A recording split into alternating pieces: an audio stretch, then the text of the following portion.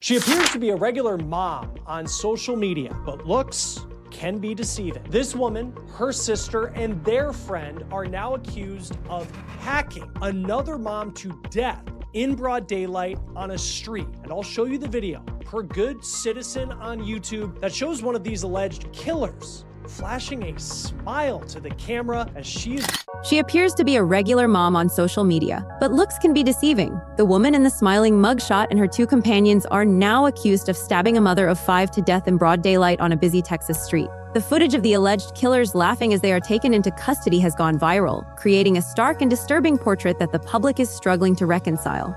We're on the case. This is Crime Files 9-11. Think of a blood-stained pink shirt, the kind worn by a mother heading out for a day of errands, still lying on the pavement of a Sonic Drive in parking lot.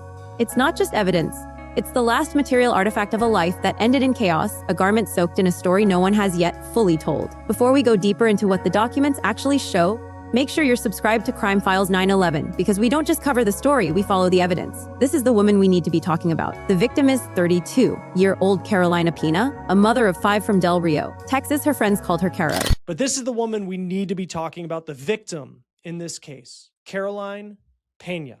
Her friends called her Caro. The woman who lost her life on Thursday last week. This is video that she posted earlier this month, appearing to show her heading for a day on the water with her family.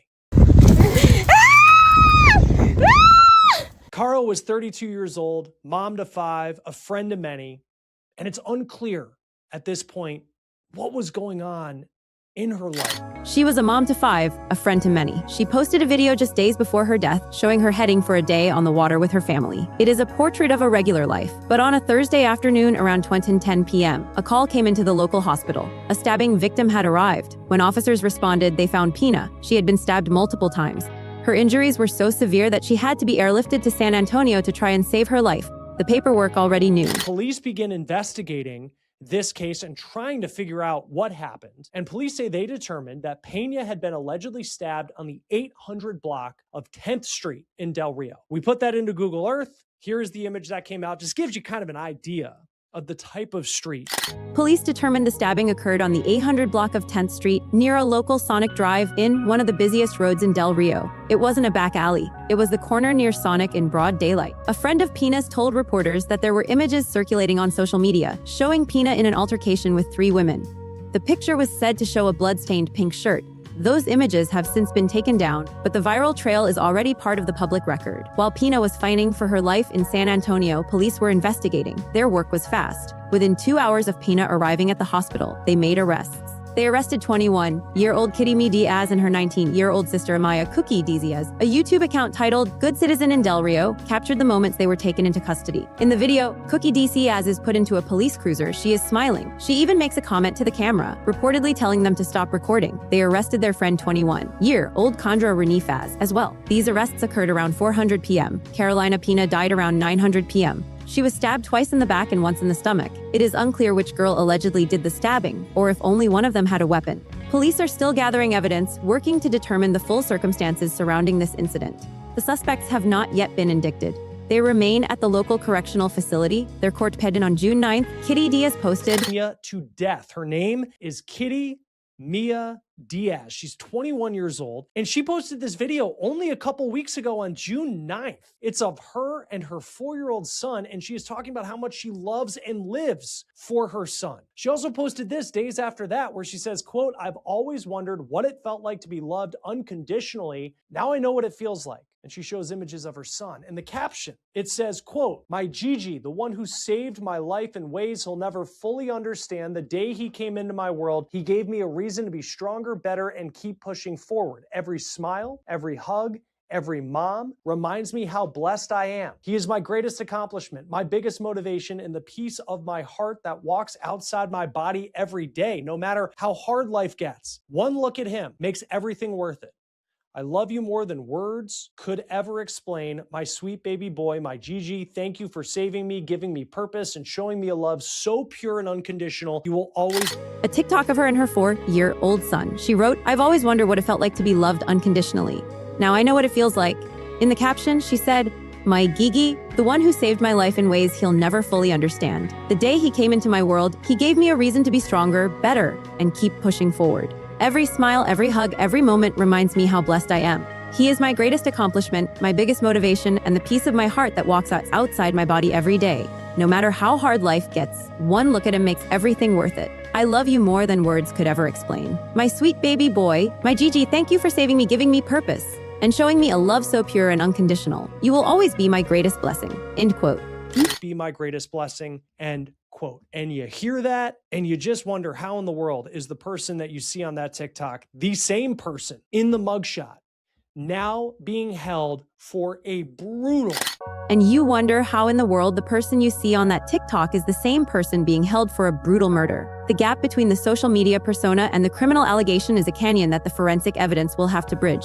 A friend of Pena's, who spoke to Fox News, described the victim as a fighter, saying, "That girl, she was a fighter. She was still standing her ground." This friend also wrote on Facebook that Carolina had tried to call her shortly before the attack. Quote, "The last picture we took a few days ago. I miss you so much.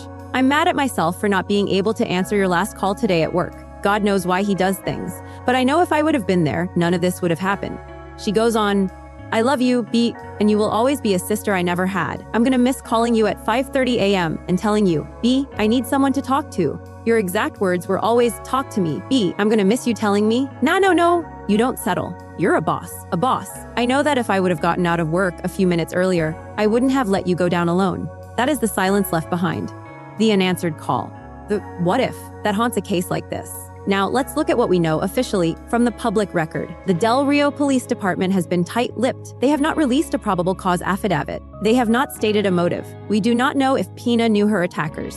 We do not know what sparked the confrontation. All we have are the charges and the video. This silence is instructive. It tells us that the investigation is not yet complete. It tells us that the prosecution is building a case brick by brick, and they are not ready to show their hand. The video of the arrests, however, has become a central piece of public evidence. The sight of 19-year-old Cookie Diaz smiling and joking as she is placed in a police car, while her alleged victim is dying, has shocked the public. It is a visual testament to the disconnect between perception and reality. But from an investigator's perspective, this behavior is more than just shocking. It is damning. It is a piece of the puzzle. As a retired NYPD detective might explain, a perp walk is often a chance to hear what a suspect says before they have a lawyer. The emotional attitudes they show, what they say, are going to be weighed. If a defense attorney later claims the suspect was sorry or apologetic, the police have video to refute that. The suspect's joviality is evidence in itself. It's worth considering the age of the accused. Kitty Diaz and Chandra Faz are 21. Cookie Diaz is just 19. This is a crime that we often see committed by younger people. There is a moral compass that appears to be broken. They get fixed on social media, on likes, and they get a social disconnect. They don't understand what's right and wrong. The lines are blurred. When you involve yourself in a fight, and a weapon is involved, and a victim is stabbed not once, not twice, but 3 times, you are part and parcel to the murder. Everyone is acting in concert. In a case like this, where there are 3 suspects and 1 victim, the investigation will focus on a few key questions. The first is the weapon. Did police recover the knife? It was not recovered at the scene. Did they dispose of it? Search warrants will be executed at the suspects' homes and vehicles to find physical evidence. They will seize cell phones and computers to search for any connection between the victim and the perpetrators. The second question is the video. This is a busy street with a sonic drive-in. There are cameras everywhere. That footage will be crucial. It will show who is doing what. It will show the order of events. The third question is the motive. While motive is not required for a conviction, it helps a jury understand the why. In Texas, where the death penalty is on the table, the motive can be the difference between life in prison and death row. The prosecutor will decide, but to get to that decision, the detectives must build a case based on facts. The paperwork already knew. There is a specific irony here that is hard to ignore. In the age of social media, we are trained to curate our lives. We post our joys, our children, our motivations. We present a version of ourselves that is palatable and aspirational. Kitty Diaz presented herself as a devoted mother, saved by her son. Yet, on a Thursday afternoon, just days later, she is accused of orchestrating a brutal murder. The suspects are seen laughing, not crying as they are led away. The disconnect is total. This is not a story about people who didn't understand the gravity of their actions. This is a story about people who seem to understand but just didn't care. The evidence is piling up, and the question we are left with is not just, why did they do it? But what was it that allowed them to do it with a smile? The friend who spoke to Fox News about the social media images said Pena was a fighter. She stood her ground. This is a story of courage in the face of unspeakable violence. It is a story about a woman who tried to defend herself, who likely didn't know her attackers, and who died fighting. The unanswered questions are piling up. What was the disagreement about? Did they know each other? How did Pena get to the hospital? And most importantly, who wielded the knife? The answers to these questions will determine whether the three suspects are considered equal participants in a murder, or if one is the primary actor and the other two are accessories. But in Texas, if you are engaged in a violent felony and a death occurs, the law has a long reach. Even if only one of the three held the knife, all three can be charged with murder. The case is now in the hands of the 63rd Judicial District Attorney's Office in Val Verde County. The suspects are awaiting indictment. This is the stage where the legal system goes from reactive to proactive. The police have done their initial work. Now the DA will review the evidence to determine if the charges should be upgraded or if any of the suspects will be offered a plea deal. The fact that the DA has not yet filed formal charges is a sign that the investigation is ongoing. It also suggests that the evidence, while sufficient for an arrest, is being carefully scrutinized to ensure a conviction. This is a case that will hinge on digital evidence. The public has already seen the arrest video, but the private video from the Sonic Drive-In, from nearby businesses, from the cell phones of witnesses, will be the real key. Those videos will show the confrontation in its entirety. They will show who was the aggressor. They will show who had the knife. They will show if the actions of the three suspects were in concert. And the videos will also show the moment the life of a mother of 5 was extinguished, not in the darkness of an alley, but in the harsh light of a Texas afternoon. The paperwork already knew. Now let's talk about the law. Texas Penal Code Section 1922 defines murder. It covers intentionally or knowingly causing the death of an individual or causing a death during the commission of a felony. The law of parties.